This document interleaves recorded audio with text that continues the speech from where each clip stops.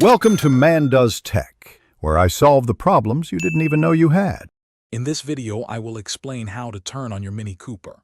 First, always ensure your vehicle is in park or neutral before attempting to start it. This is a crucial safety measure. Next, take your key fob and insert it into the designated slot on the dashboard.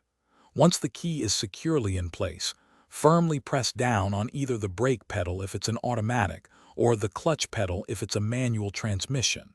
This prepares the car for ignition. With the key fob inserted and the pedal pressed, your next step is to locate the Start/Stop button. This button is typically found on the dashboard, often near the steering wheel or center console. Give it a firm press once. You should hear the engine crank and then smoothly come to life. Wait a moment for the engine to fully engage and settle into a steady idle before driving off. This ensures all systems are ready. Sometimes, your Mini might not start on the first try. If the engine doesn't crank at all, a common culprit is a low or dead car battery. Consider checking its charge. Another possibility is a weak key fob battery, which might prevent the car from recognizing the key.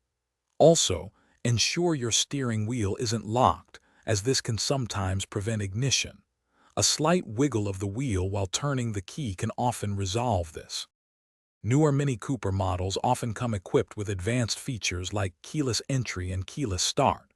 For these vehicles, you simply need to have the key fob inside the car, and you can press the Start/Stop button without inserting the key. This adds convenience to your daily drive. Remember to always keep your key fob secure.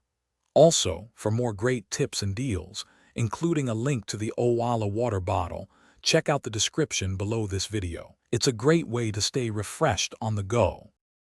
Thanks for watching. If you found this helpful, don't forget to like and subscribe.